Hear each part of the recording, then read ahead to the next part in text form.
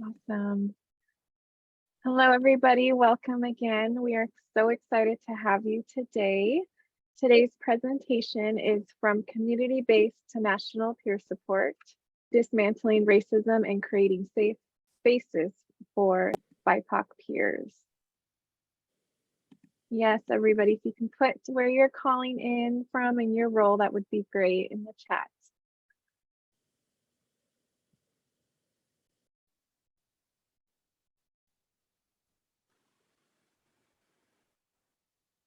All right.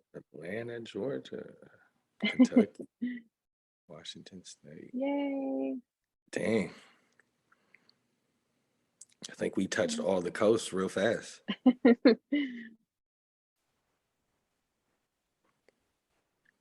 All right. Next slide, please. Hayward.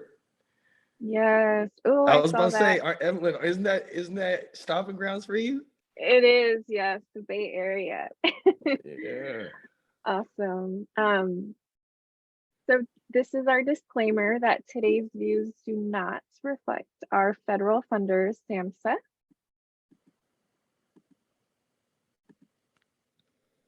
And just in case there is security issues, we will stop this Zoom and send you a new Zoom link.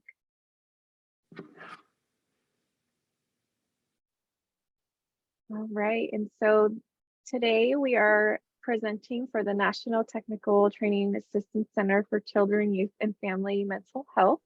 And these are our partners on the center.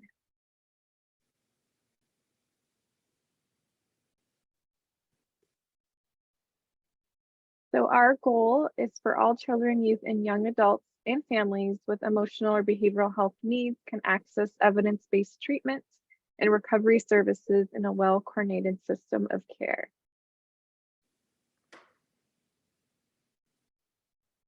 So who do we serve?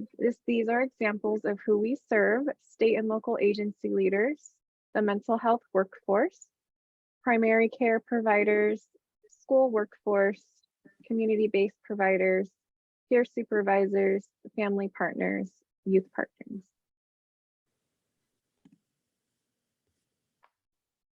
And these are our free services that we provide for all of you. We'll share that information when we are done.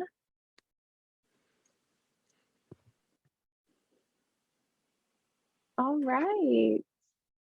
Can we spotlight Sean as well? Thank you so much. Well, hello, everybody. Welcome. My name is Evelyn Clark, and I work on the NTAC Center, and I also work for Change Matrix. And I am a certified peer counselor, and I provide racial equity consultation to the center on NTAC and also through Change Matrix. And I will let Sean introduce himself. Good morning, everybody. My name is Sean Worthy. I represent and am the founder and CEO of I'm Worthy and Associates, LLC.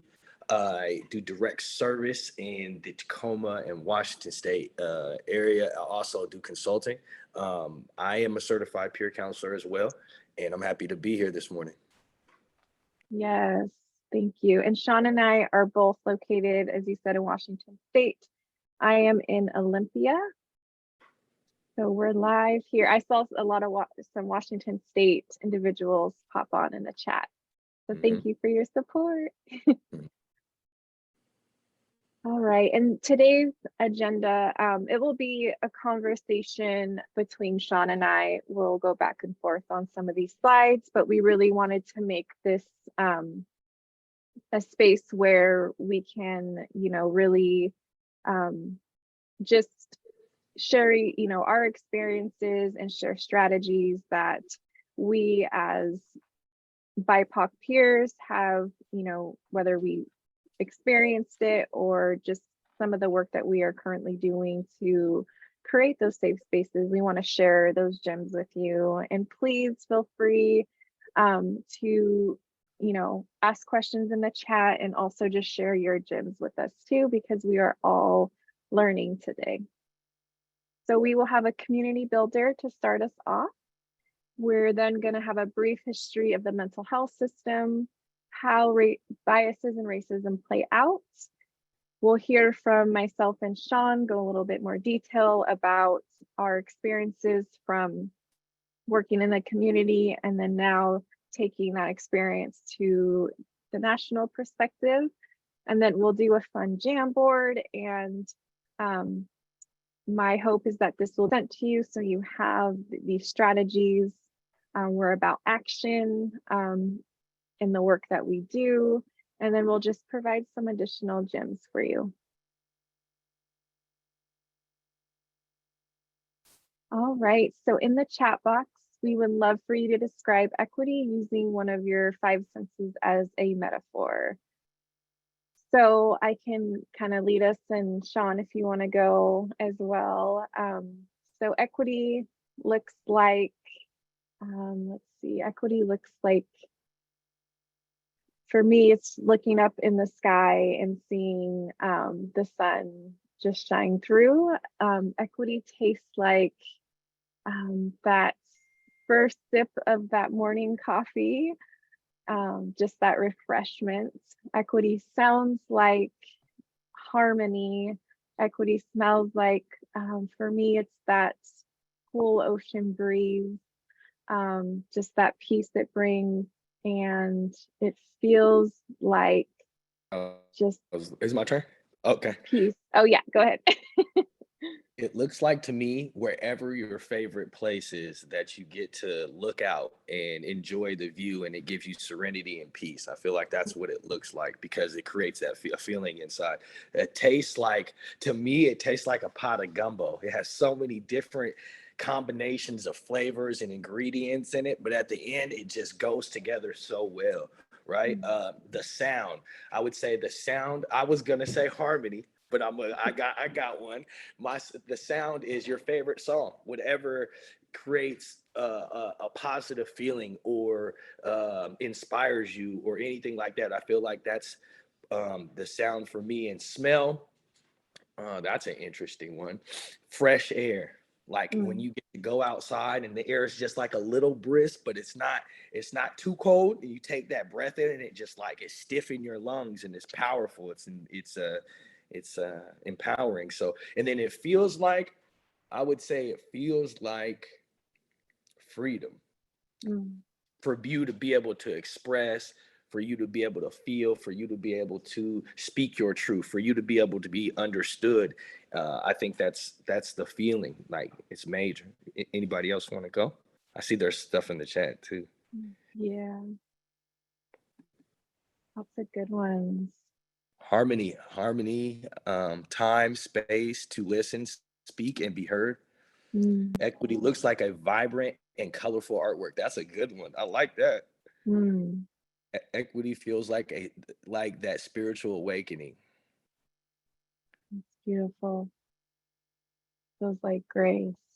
Yes, Yeah. grace. Tastes like ice cream. Oh, I see some more ocean. I love it. I'm biased because Evelyn gets to look out her back window and see the ocean, so she knows what you got. Oh, I love it. Thank you all. Feel free to keep putting them in the chat. Sean and I have presented this before in Washington State at a peer conference, and we had a smaller group, so we were able to have more interaction. And so we have a little bit more, and we want to get everything in within the hour for you. So thank you for participating. Awesome. So Sean, you ready for our kickoff with some brief history? Awesome. So yes, as you may know, systems here in America have been built on racism from the beginning. And a lot of the times we talk about the criminal justice system, as we know, as, you know, today's modern day slavery system. And there, sometimes we miss that the mental health system, the one that we work in, the one that, you know, is supposed to be there for individuals, we know that there are biases that play out, unfortunately. And so just a little bit of history. in 1848, John Galt, who was a physician and medical director in Virginia, he is the one who put that stigma on those who were enslaved in our country. And instead of really understanding how racism and slavery had an impact on Black people in America, he diagnosed them with something like schizophrenia, right? Instead of really diving deep. And we're going to watch a video here in a few minutes around how that plays out. But again, just really thinking, and we believe this is really good for everybody to know, because this still plays out in today's world. I have seen it in the work I have done in mental health, and I know Sean has his own experience regarding this. So Sean, I'll let you speak more about this. So I didn't even know what mental health was until maybe in my late 20s, probably after 25. I probably heard it before, but didn't know what it meant, right? And so like seeing now, it's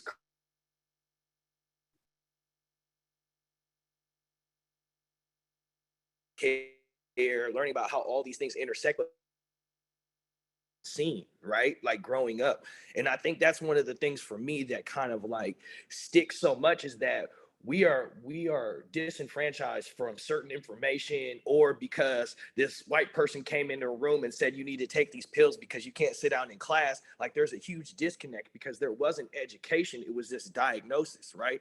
So when we look at that at the end of the day, it was something that I believe in my heart that I have a hard time concentrating sometimes. So I believe that I probably have ADHD. I wasn't diagnosed. My mom didn't let me go to a doctor or anything like that. But I've seen a lot of my friends get diagnosed with it. And then now seeing IEPs and all this stuff, and me working direct service in school, it's amazing how many kids are diagnosed with things and how their parents don't understand it, and they just go along with the system's recommendation. And I had a parent the other day call me and said that they felt like their kid was misdiagnosed and that they were going to take them to multiple different people to get looked at, which I thought was great. But we're at a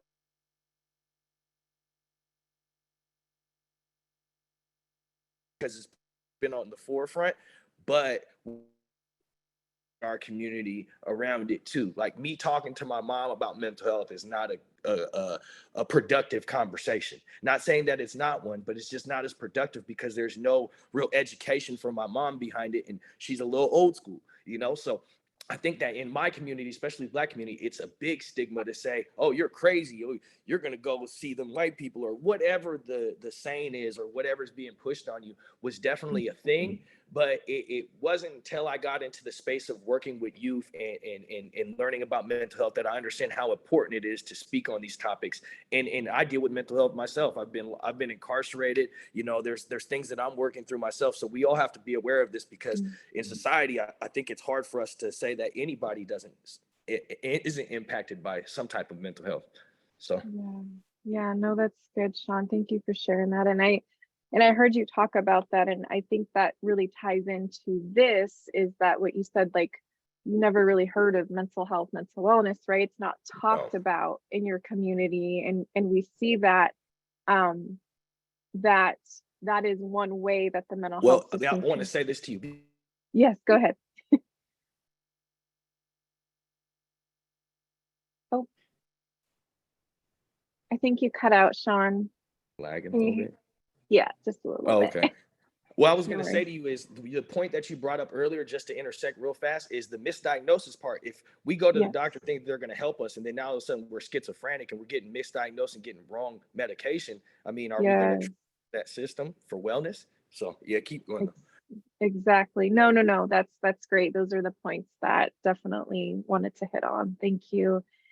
And as you mentioned, we're going to watch that video of this really amazing doctor, and she's going to role play exactly what Sean just talked about, how it is for white people to go see their psychiatrist versus somebody who is Black. So, all right. Thanks, Joanne, getting us ready.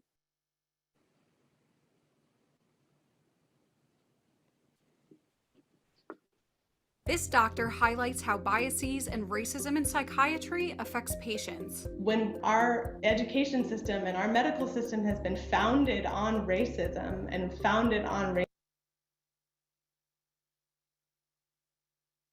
racist practices, it is kind of in the fabric of our entire system. Hey doc, we're gonna need some meds for this agitated patient. They cannot calm down. Sure, let's give them some oral meds first. I wanna give them a chance to de-escalate on their own. I'm ordering some shots right now. They're gonna need a heavy dose to put them down. Bias and racism in psychiatry is extremely prevalent, and not only have I experienced it, I see it every day in the medical system and by medical professionals in general. Examples of that would be Black children in particular are less likely to be treated with ADHD and more likely to be treated with oppositional defiant disorder. I'm gonna diagnose him with oppositional defiant disorder, and he doesn't need any help in school. We're suspending him for 5 days, and if he does it again, he's expelled. This kid is never in school. He's always doing drugs with his friends, and we think he stole from the liquor store around the corner, so we're just gonna arrest him again. If you label them as just oppositional or that their parenting is failing, you might not give them the appropriate treatment that they might need. According to Dr. Hobson, this can impact a child through adulthood, especially for BIPOC children. And so they're going to get in trouble, and then that leads to incarceration, which further escalates the cycle because they are not going to be getting mental health treatment as much as they could in the judicial system. And then when they get out, they're not equipped with the skills and treatment that they need. If we ignore the specific issue, we are going to perpetuate the oppression and the systemic demarginalization of BIPOC people. And if we do that, we're really going to be failing as a country because we're not able to come together and treat all people equitably. Another example is when a Black person comes to a psychiatrist with the same symptoms as a white person. I think I can hear people whispering to me. That sounds like depression, maybe with some psychotic symptoms. I'll prescribe you an antidepressant and see if it gets better. Whenever I go out, I feel like everybody's judging me and looking at me. Sounds like schizophrenia. I am gonna prescribe you some Haldol. They're more likely to be diagnosed with a psychotic disorder and treated for psychosis rather than a mood disorder. Even when there's psychotic symptoms, they are over-medicated or treated with medications that are out of date and that we don't use very often. Dr. Hobson also uses her platform to speak about the mental health conditions children in the U.S. foster care system face. You know what all foster children have in common? Some degree of trauma. So let's appropriately and equitably treat their trauma. The foster care system is severely under-resourced in terms of therapy treatment. So what happens is that they get taken to a psychiatrist, put on a bunch of meds to try to help with their behavior and their symptoms without the therapy component. The majority of research that's been done about medications, diagnosis, has primarily been done on white people. And so it is hard to extrapolate what's been done in research to our larger community, and especially the BIPOC community, because what has been studied has not necessarily been generalizable to everybody else, and has not been looked at with a systemic lens and all the additional things that BIPOC individuals have to deal with and cope with on a day-to-day basis that white people don't, how that impacts mental health prescribing, how that impacts diagnosis, how that impacts treatment. All those things haven't been studied to a degree that, that they should be. Racism and its effect on the healthcare system is not taught at all in med school. I think nowadays it's beginning to be more talked about because more people are speaking about how it impacts patients and how it impacts healthcare workers. For mental health professionals and psychiatrists to correct bias and racism in the field, it's first really important to educate yourself about what's happening. I think that's where it starts, because until you understand the depth and the systemic nature of the problem, you might be operating at a surface level approach.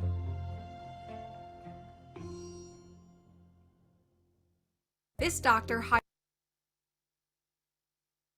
And thank you, Joanne. We'll just take a moment just to kind of ground ourselves. I know that was a lot, especially those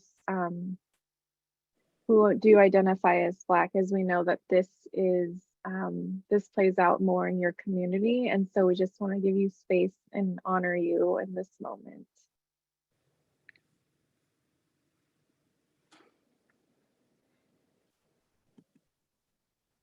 Thank you. Sean, I would love to hear your feedback on the video. One thing that I'll say that I've gotten into talking about a lot more is how we criminalize trauma, right? And that's criminalizing mental health and so many other things of talking about the fabric of things, right? And the one thing that I've noticed, I've worked in Pierce County Juvenile with the Pierce County Juvenile Courts, partnered for about 7 years now. And a lot of our Black and brown kids are going through things similar to their counterparts, and they're not being treated the same. They're being criminalized. And the trauma, the people that are looking at the trauma aren't living the trauma. They don't look like the young people, or the people that are making the decisions based on the young people aren't. Mm-hmm. So when we talk about trauma informed care, I've been doing a lot of research on it, and I've been learning more about, like, creating spaces like what we're going to get into a talk about, but also like the fact that, like, we have to talk about the fact that, like, people have traumas and it comes up as a negative behavior, or there might be a criminal act that's done, but the person is not a criminal. That's an action based off of a behavior that comes from the root of a trauma and mental health. And it bothers me so much because we are so quick to diagnose people without even really talking to them and asking them questions. Like, a lot of my young people have been diagnosed with mental health, and they can talk about it. They can talk about their triggers. They can talk about these type of things. So if we can't build relationships with young people and get to know them so that they can share this information with us, what are we really doing? Because a lot of young people are being, oh, well, you're yelling and screaming right now, you're suspended for the day, but that's trauma. Like, that person's not always like that neither. That's this peak in their behavior. And that's one thing that I've noticed too, is that these kids are labeled and they end up sometimes trying to live in their labels. Like, oh yeah, I have ADHD, so I can't do that. I'm like, no. And it works as a double-bladed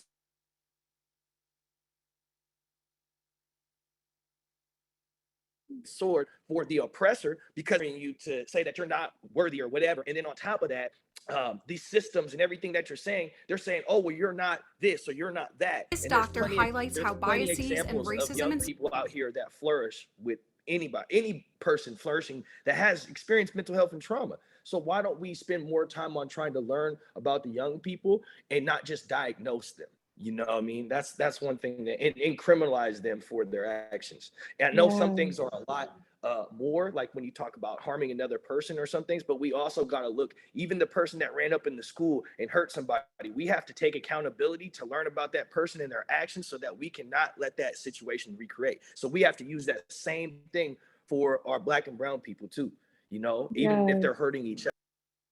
Yes. Oh my gosh, that was so much.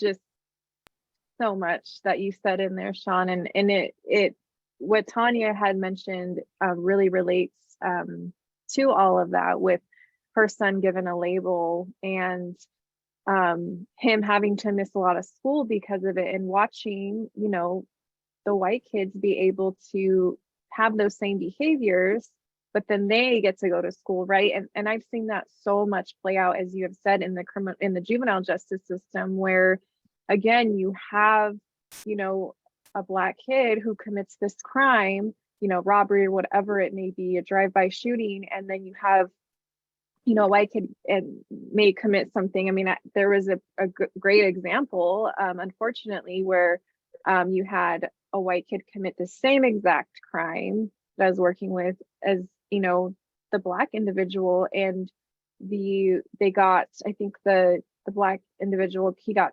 20 years and the white kid got 5 years. And so, you know, just that plays out so much when it comes to even just like, you know, the mental health services. I saw it firsthand working in direct services as a peer where, oh no, you know, they don't qualify, they're involved in gangs, you know, that's something different than getting this mental health service. And it's like, no, like if you think about what young people are exposed to in gangs, like all the violence, everything that comes with that, that is trauma. That does cause, you know, lifelong. And so again, it's just those biases that play out and the stigma that individuals unfortunately still have who work within the system. And we all have that, you know, power to help educate. And that's why we're here talking about it today. Can I say something real quick too? Oh, yes.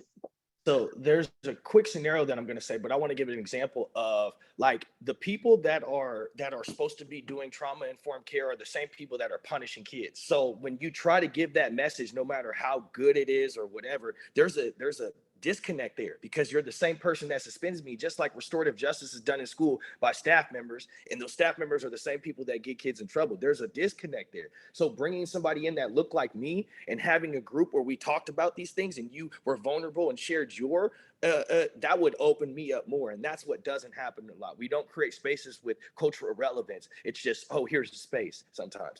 Another thing I want to say is the scenario. It starts right here, real quick. So a young person goes into school. They have a pizza party, right?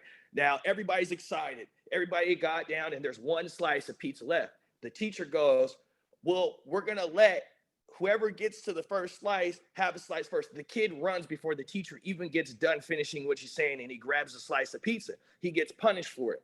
Now, the teacher doesn't talk to the student, but overall, this is what happened. In that student's house, right? He has to survive.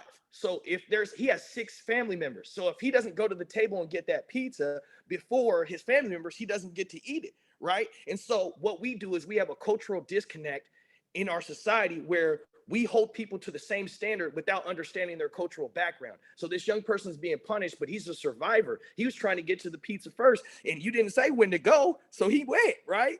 And so like we have to understand that's where it starts, and it builds through elementary, middle school, and high school, and then, you know, into society. And we have to understand those things. And I'm going to say this as my white professionals and people out there that want to know what they can do. It's when you see a young person in a situation or you can advocate for them, do that. Please do it, and to the best of your ability, because sometimes we aren't there to represent them or have space at all. So yeah, my bad. Mm-hmm. Sorry, I just dropped that gem real quick. No, you're good. And I know we're giving a quick overview, as you know, people have mentioned. We're going to get actually now to talking about our experiences with being those, you know, us identifying as a BIPOC peer, and just what we have seen playing out, and how we can create those safe spaces within peer support.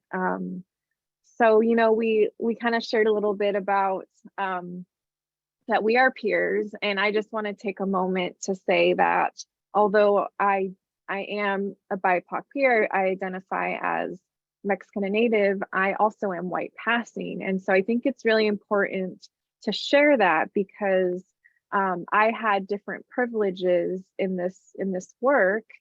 And also, I think it speaks to those who are white passing to say, how do we use our privileges even to uplift Sean, uplift, you know, other Black leaders who are doing this work as peers? Because we know that, again, just not just our, you know, youth and families that we serve experience the racism from the mental health system. We know that the peers do. I have supported many peers who are Black, and they, you know, have the same story around, look, I experienced racism in the system when I was part of the system, and now I'm still facing that in my organization.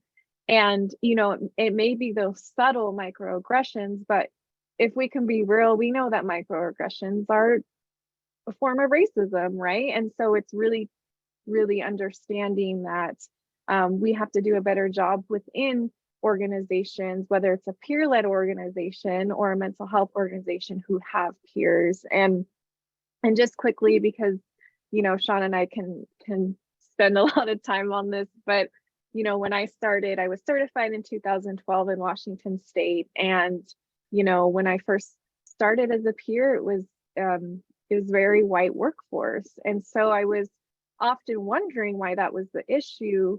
And then realizing, right, that a lot of the training, even the application process, did not speak to people of color. It was very white centric.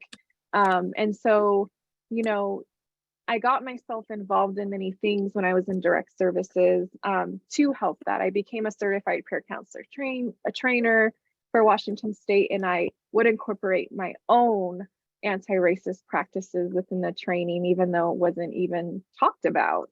They touched a little bit on cultural responsiveness, but we know that does not hit the mark. And so, as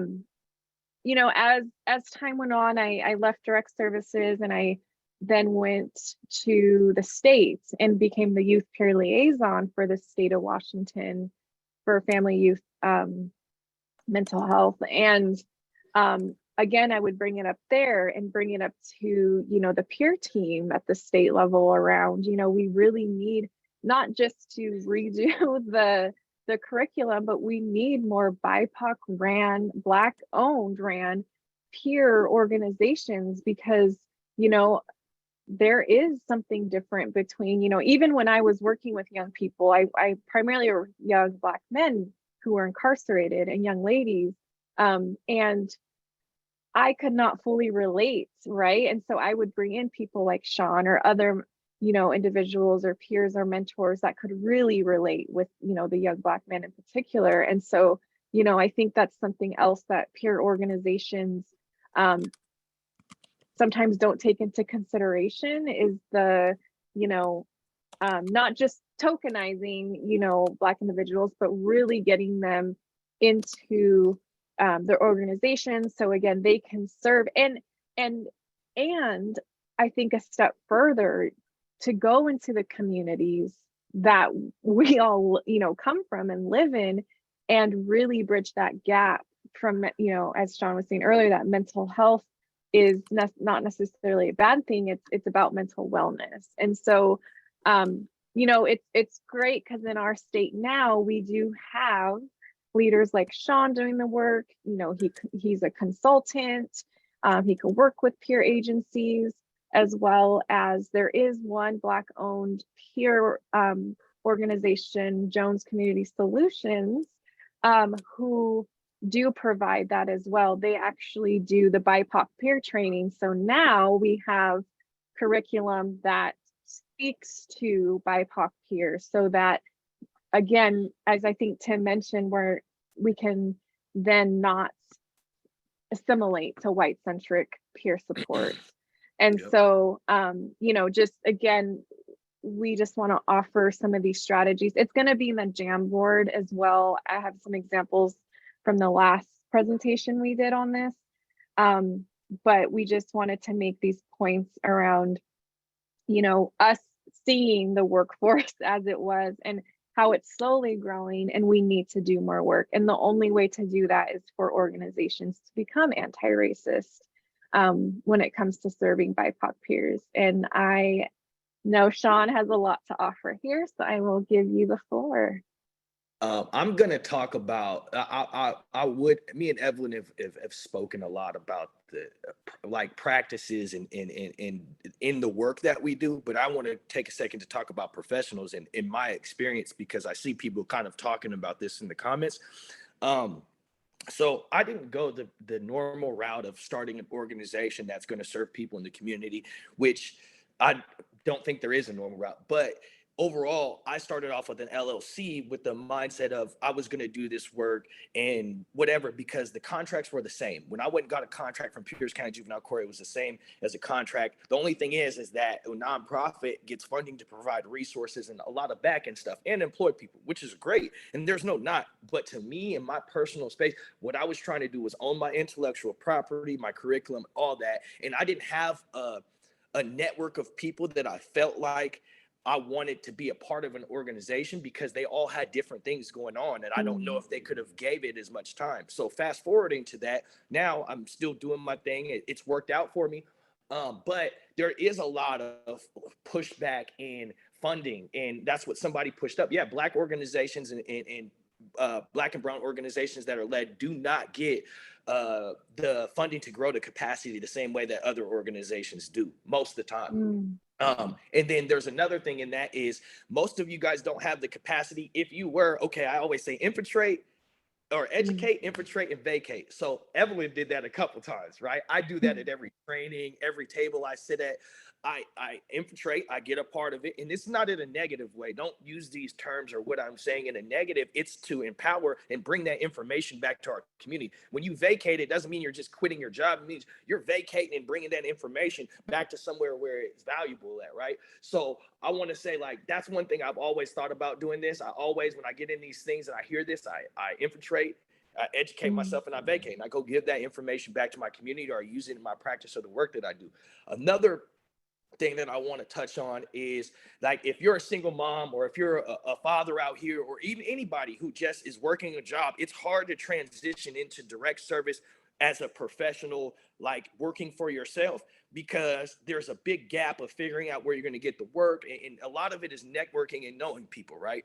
But the thing is that I feel like white ran funding doesn't want us to be funded the same way. If you look at grants in the way that they're written, sometimes you can have a fiscal sponsor, which is fine for me, but sometimes you have to be a 501c. Sometimes you don't have to have any of that at all. And sometimes we have to pay attention to these things. Sometimes there's RFPs out there just for consulting. It has nothing to do with direct service.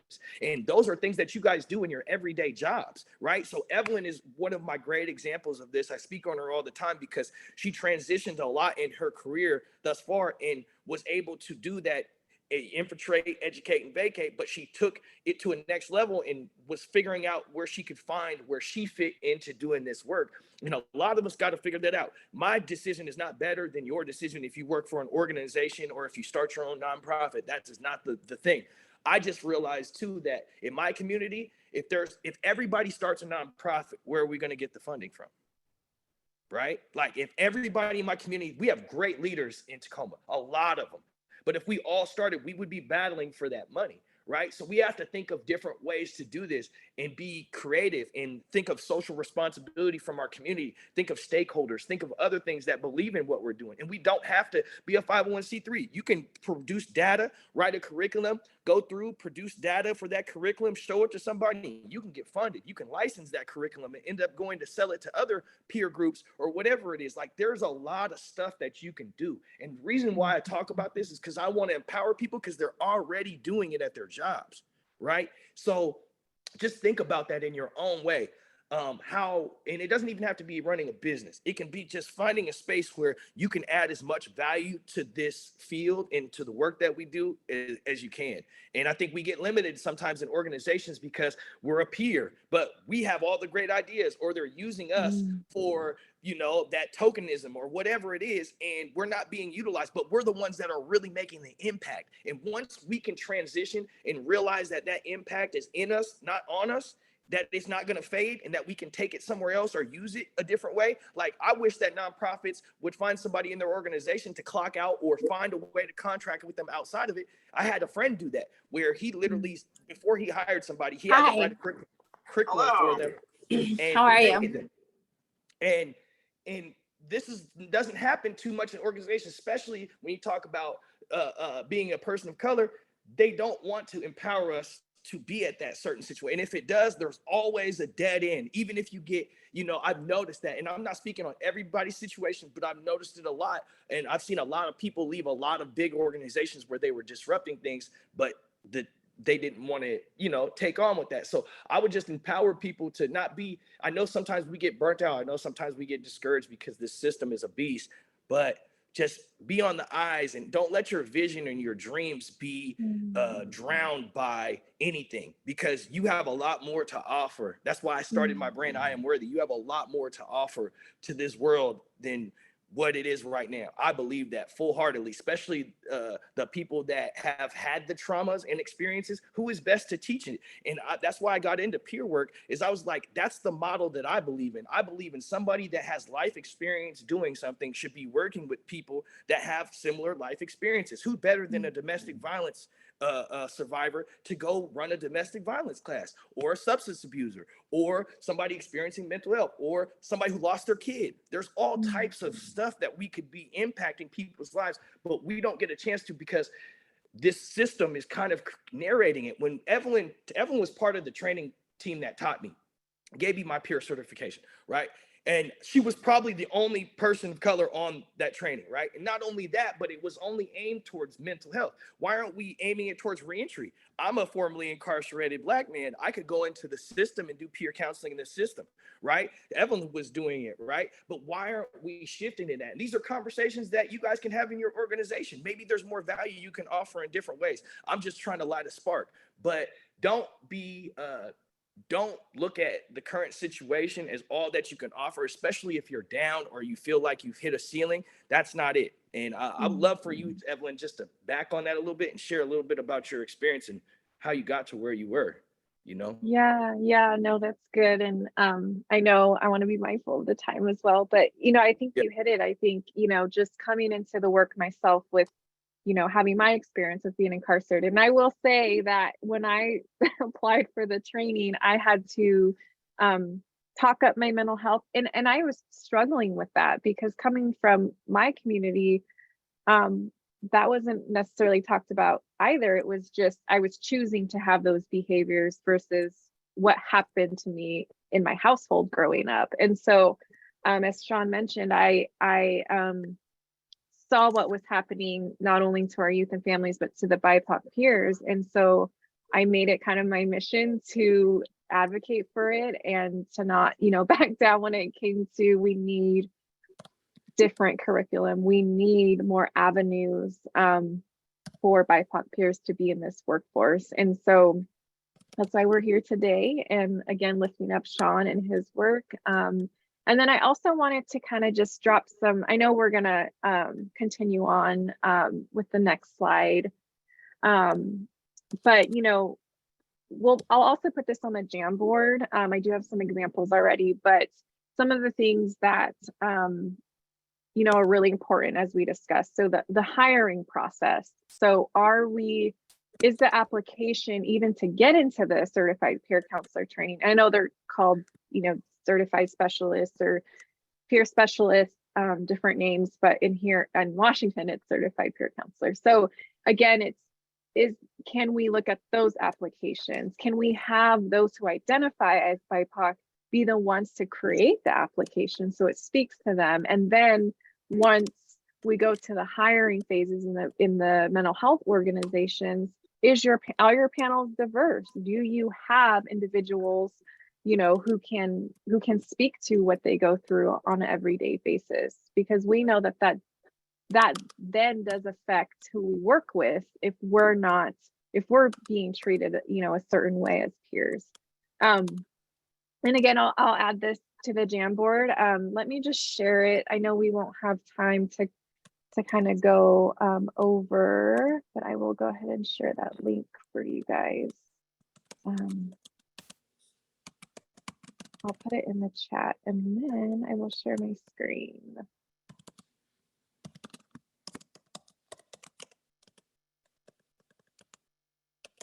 All right.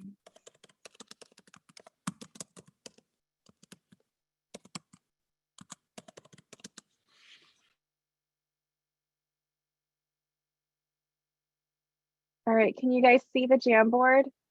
Thumbs up, okay. All right, so let's see, let's go to,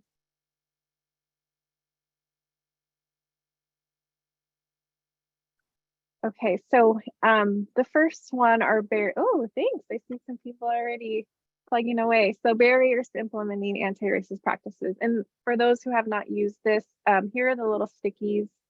Make them whatever color you want and just type in here, and then it will save and then it'll post. So And these are examples that I took from the last presentation Sean and I did. And there were primarily BIPOC peers. And so as you can see, some of the barriers are lack of education on how to hold conversations about racism. And we see that not just in peer support, but all different roles and systems. Someone had said our voices are silent, so many empty promises. And that is something that that I've seen played out again, you know, in the work I've done, and I know Sean has as well. And you know, we want to offer today that we wish we could, you know, change the world in all of this. However, we hope that, you know, you take what we have talked about today, and then also learning from our other participants here, and just really being able to take this Jamboard and these solutions back to your organizations is our hope for you today. So I'll just quickly go to solutions. So these were some of the solutions that that were mentioned in our last presentation. So again, contract with BIPOC peer leaders, and organizations such as Sean. He has his LLC, and then Jones Community Solutions, I had shared their link in the chat, who do the BIPOC peer trainings here in Washington. And then of course, your free technical assistance from NTAC. And here are some commitments for you all to create safe spaces for BIPOC peers and for the BIPOC youth and families. And some of the examples, I will educate myself by doing that internal work. That's super important. Stay accountable to peers of color. If your org has no BIPOC peers, find someone from another org to be accountable to. Super, super important. And then that was it. So let me just stop sharing here. Thank you. I see you guys are plugging away. Awesome. All right, and I see lots of great things in the chat. I know we don't have much time, and so we can just kind of move on with our next couple of slides. And we will let you all go today. All right, so here are some additional components of equitable peer support. Sean just talked about this, the authentic and unassimilated voice. So, you know, we know that it's hard sometimes in organizations to be our authentic selves. I experienced this because many times when we do point out how BIPOC peers or youth and families we serve experience racism, you know, a lot of the time we experience, you know, we can experience retaliation, we can experience, you know, you can't talk about that, you shouldn't say that. I've heard a lot of people say, well, why are we just focusing on BIPOC peers? Isn't that a form of racism against white people and all these things? And so, again, just peer organizations, you know, this is, I guess, really for them to take away is being able to be open with their BIPOC peers. And again, that unassimilated voice, which is our true authentic experiences and not adapting to the white-centric professionalism. You know, culturally diverse providers, peers, and leadership at all levels. This is super important. So not just having, you know, BIPOC peers sprinkled in, but how does the organizational structure look at the top? Whether that's a peer-run organization, as we mentioned, you know, is it all white leadership? Is it a, you know, Black owned, which we would love to have more of. Equitable access to services related to mental health. We definitely want to provide a space. This is so important. This is my first job in the work I've worked in, and it's not necessarily a change matrix. It's not a peer-ran organization, but they provide space for us when there are, you know, killings and the impacts that it has on individuals, you know. And so there wasn't that space, definitely, when I was a peer counselor, when, you know, individuals like Trayvon Martin were killed, or Tamir Rice and all of these things that have happened. And so it's important for the organizations to provide that space and check up on, you know, your BIPOC staff during these times. Sean, I'll let you go over these next couple ones if you don't mind.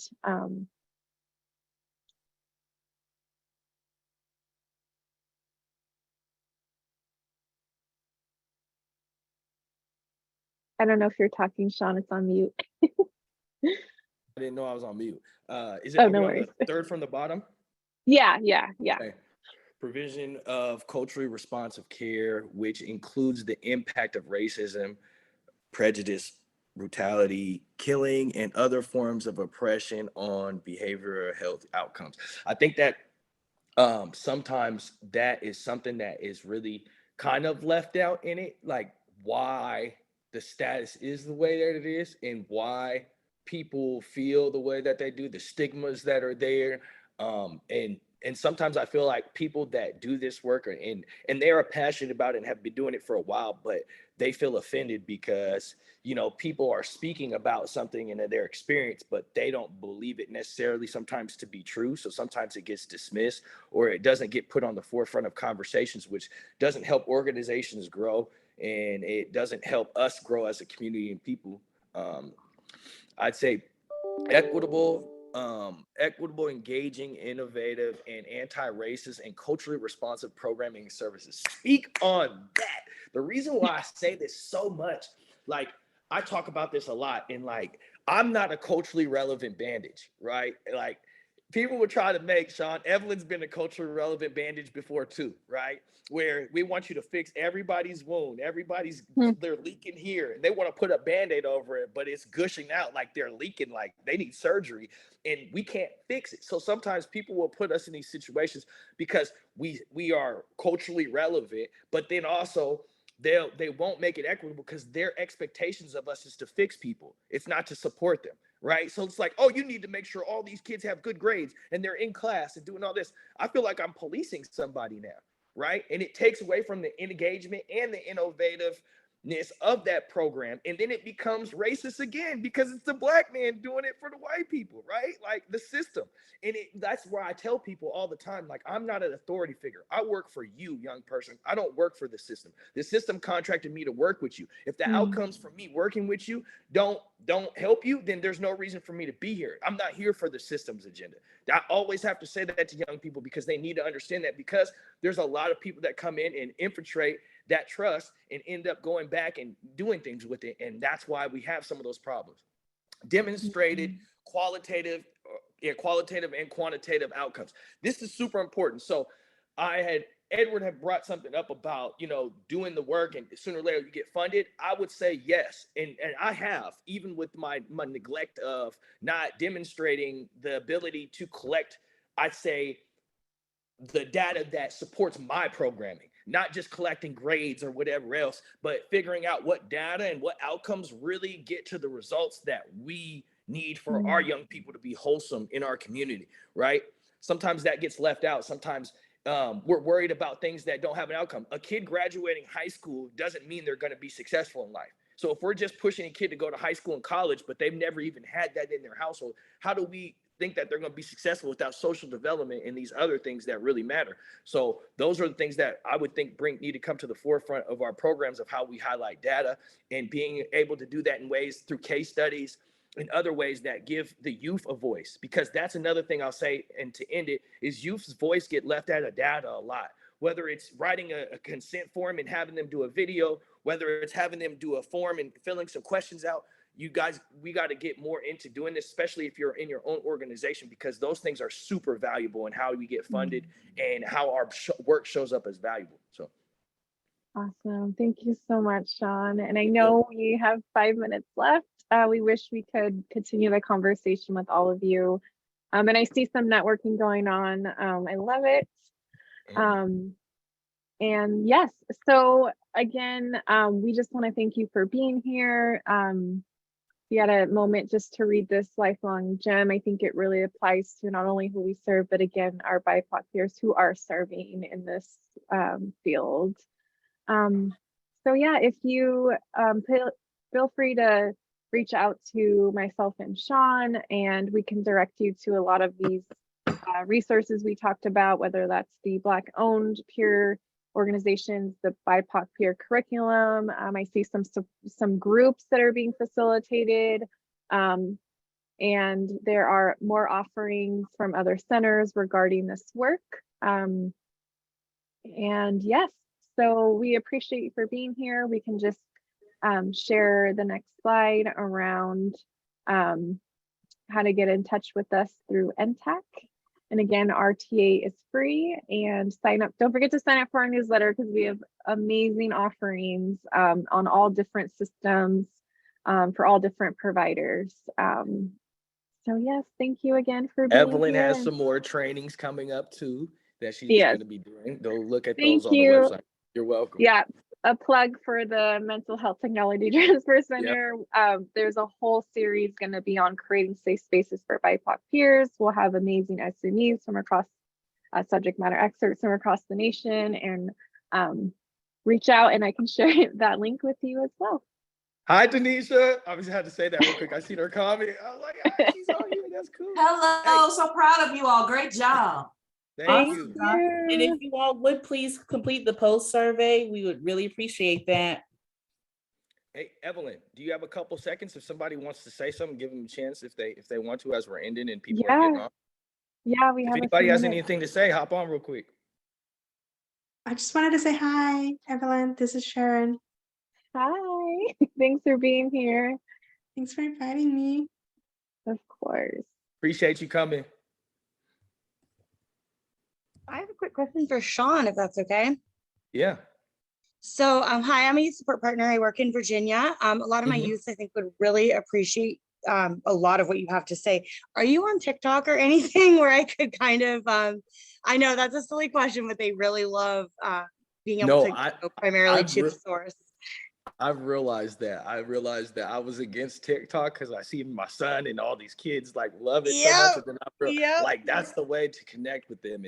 And so, yeah, I thought about it over the beginning of the year. I thought about uploading more of my speaking and stuff. And I have a series that I'm putting together called Daily Deposits, which is kind of like every day I'm dropping gems or giving information about things. So that would be cool for them. And you can find me on Facebook and just follow me. And if they want to connect with me, I'm an open book. You can reach out to me, my email, sworthy24@gmail. And I can connect with them virtually. If there's an opportunity, I would love to connect with young people any way that I can. Even if it's not through a video, they could hear me in virtually or whatever it is. Like, I'm all for it. So thank you for asking. Thank you so much. I so appreciate it. Yeah, thank you. Oh, also too, to let you know, if you go on YouTube, I have a TED Talk that I did, so they'll be able to see that too. It's called Embrace It While You Chase It. Embrace it while you chase it? Yep, and my name is Sean with the UWORTHY. It come up right away. Thank you so much. I'm a big fan of the TED Talks. I'll be looking you up right now, sir. Thank you so much. Awesome. Yes, the presentation is recorded. Great job, Evelyn. Can you hear me? Thank you. Oh, yes. Yes. I have one question. My name is Craig Patterson. I'm Austin, Texas. I'm a certified peer support specialist. What's the difference between that and a peer counselor? Oh, nothing. It's just each state, has a different word, and so Different Washington verbiage. chose. Yeah, Washington chose counselors, which I have some, reservations about it. But hey. All right, thank you. I appreciate it. Thank you. And y'all doing this every third Wednesday of the month, right? Yeah, for our other center, MHTTC, I put the link in the chat. We're going to dive deeper into different, topics around what we shared today. So Okay, I'll put my email in the chat. It's Craig Patterson at 798. Craig, I wanted to tell you too to go on to INTAC's website and just look at some of the trainings on there, because they're all free, but there's going to be more coming up throughout the year and stuff like that. And I benefit from these trainings myself, just watching other people do them. So I would say that's a great way for you to see some more trainings that we might be doing down the line. I know me and Evan will probably do some more. So cool, I appreciate it. I already signed up and for like the meetings that's coming up and everything. Okay, he's already on it. Yeah. Hey, Yeah. thank you so much. Can I ask a quick question? Yeah. My name is Elias Purse. I work in Portland, Maine as a peer support partner. Somewhat on the subject of TikTok and somewhat on the subject of different words in different states. I guess I'm curious if you have any strategies for working and having these conversations with folks who feel alienated by the jargon and and perceive these sorts of conversations, particularly when like certain languages used as being sort of like elitist or, you know, too like highfalutin or yeah. Thanks. Or will that be like talked about in any of the other seminars, I guess? Yeah, we're going to dive deeper on the other one that I mentioned around just kind of language, what those spaces look like, how other organizations are doing this work. And so, yes, it will be continuation of this. Evelyn, do you have any quick suggestions for him, just in case he can't make it to the other ones? Let's see. I don't off the top of my head, because those are still kind of being created, but I actually would love to connect offline with you, Elias, if that would be okay. I'll put my email in the chat.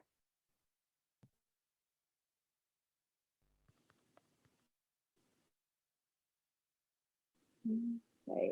I just got to say that real quick. I appreciate that people are staying around, listening to people's questions and just still connecting in the group chat too. Love that energy. Awesome. Yeah, I think we need more time next time, Sean. Yeah, we do. We got to have like 15, 20 minutes for a Q&A. Wow. Chelsea, go for it. Yeah, I really liked the sort of building community activity that you did, where it was like using the senses to talk about equity. And I was just wondering if that would be something that I can like take back to a staff meeting and incorporate into some of our discussions, because I just thought that was such a creative way. And I don't know, I just really enjoyed it. And I loved people's explanations that were coming through too, and like the why behind it was like, it was just really great, I thought. Awesome. Yeah, definitely. It will be on the slide deck, so feel free. Thank you so much for taking that. Yeah.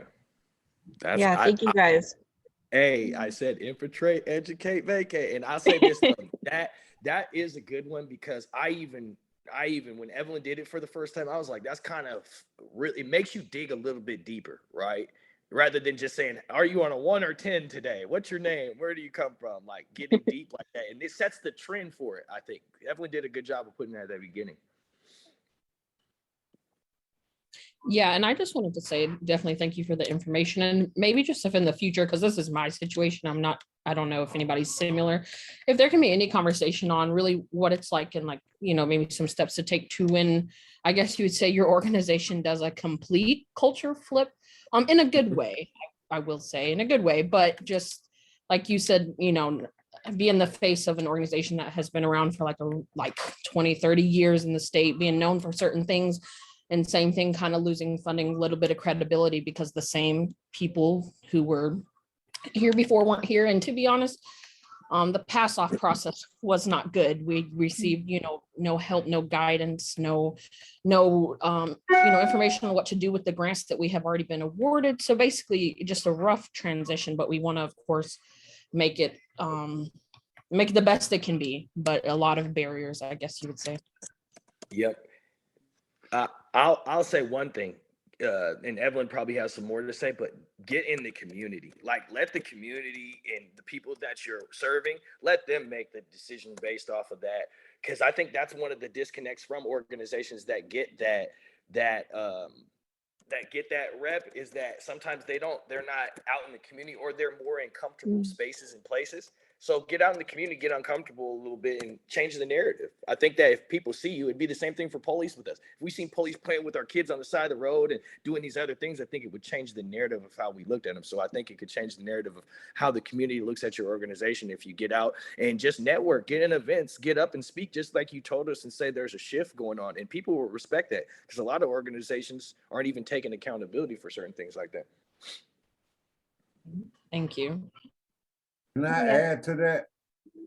Yes, of course. To add to what that young lady said, it's all about voicing your opinion. And so I didn't realize how important my job is. I'm a peer support specialist, but I also with an evidence-based company, right, Integral Care. But also I have a lived experience that I bring to the table, you know, and it's a lot of lived, like I got 10 years of sobriety, and I'm real heavy into the recovery thing, but I'm also real heavy into the peer support. So it's like you know, everything gelling together, but I also let my bosses in them know what's going on, you know, because a lot of people are counselors and things like that that don't have that lived experience. And for us to have lived experience, we have a bigger voice than those who don't. Well, I mean, just a bigger voice. And sometimes people tend to listen to us more, you know. So I appreciate y'all for this training. And y'all haven't heard the last of me. I'll be around. I'll be connecting with y'all. Thank you so much. We're so excited for that. Me too. Yes. Yay. Thank you for saying that. Yes. Yes. And Tanya, yeah, please reach out. Tanya, I hope I'm saying your name correctly. I worked as a peer in Washington and Sean as well, working with young people who were incarcerated. And a lot of the work I did focused on reentry, and I would come to the reentry team meetings and help them with planning. And yes, the felonies are a barrier. Still, Washington has passed a lot of laws regarding this, but again, that's where we can, as peers, get into policy and that advocacy work. And so yes, please connect with us on that. What did I want to say? I just want to appreciate that there's 70 people on here still, communities building, like, and this is over the time, but also the fact that, like, I want to say this, Evelyn, I know you'll appreciate this. If there was something that we touched on that you felt like we could have expanded more, we're working through this presentation right now. We're trying to give as much value. Maybe it could be longer. I don't know. Like, if you guys could put some suggestions in the chat, maybe, you know, some things that we could do that you guys maybe heard that we could expand on more, whatever it is, we would love to hear it, because we were talking yesterday and we were wondering, like, you know, how is this going for us? But we definitely want to hear people's experiences and feedback too. Yes, please. Yeah, and Evelyn and Sean, I just wanted to, hey y'all, this is Ashley from Intact. Hi there. Just wanted to uplift that we are going to save the chat and the resources that we shared so that we can send those back out to the group. So keep your eyes open on your emails for these resources. Thank you so much, Ashley. We love you. Yeah, the chat is lit right now. I ain't gonna lie. There's so many people commenting on different stuff. It's great. That's great. One more thing. I think I just put in the chat for another extra half hour because I get paid for these trainings. So no, but I mean, everything that we can all learn from each other is always a plus. Yes. Paid training. Paid training. Yes. Oh, don't get me. That's a whole nother presentation around, yes, peers need to be paid for these. Even though this is free to y'all, you still need to be paid for your time. I'm on the clock. So, I mean, but once I accepted the invite, I put it on my calendar. My supervisor saw that, and so they opened up my day so I can do this, so I can do this. So every time that y'all put something out there, so every third Wednesday of the month, it's on my calendar, and I will be here. Thank you so much. And reach out in between time, Craig, if you need to, man. You love your energy, and I think somebody commented on there that you need to be speaking on this thing. Yes. It's coming. It's coming. I'll be around. I'm not going nowhere. And then nobody asks me either. So that's my story, and I'm sticking to it. Thank y'all for everything, though. I really appreciate it. That's how God works, right? Put us Yeah. places. I didn't think I was gonna be here no more. I thought, actually, I'm gonna tell you the truth. On my schedule, it says 11 to 1 o'clock. That's what it said, and I have another training coming up at 1 o'clock, because I'm almost at the end of all my I work with the jail-based intake team here in Austin, Texas. So I have a lot of lived experience that I'm ready to share. So I'm just ready to get busy. I'm just running through all the trainings, all the Reliance Care trainings and everything. I'm running. I'm about to hit the ground running, Race it while you chase So, it. yes. And just a little plug, I'll put it in the chat, but us on NTAC are doing a justice involved community practice, and we're going to have individuals who are doing peer work in the criminal justice systems. And Craig, oh my gosh, we definitely need you and your voice on there as well. So let me put that in real quick. We have young leaders who are currently incarcerated that are going to be presenting as they are becoming certified peers, and we just have amazing topics that we're going to be touching. So awesome. And then I just put my email in the chat again. So yes. Thank you. And Sean, I will Evelyn, I copied your email as well. So y'all be hearing from me. I got both of y'all emails. So we'll be waiting. All right, y'all. So ain't nobody else popping up. We still got 59 people on here. Good stuff. So listen, I'm gonna go. I appreciate you guys. God bless. I love y'all. Ain't nothing y'all can do about it. Yes. All right, much y'all. Love. Hey, y'all be well. Stay safe, and I'll see y'all next go around. All right. Yes. Okay. You too. All right. Peace.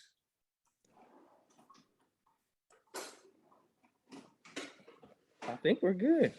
Yeah, thank you again, everybody, for staying on. We appreciate the work you are doing and all that you provide. And we'll see you next time. Thank you. Bye, everybody.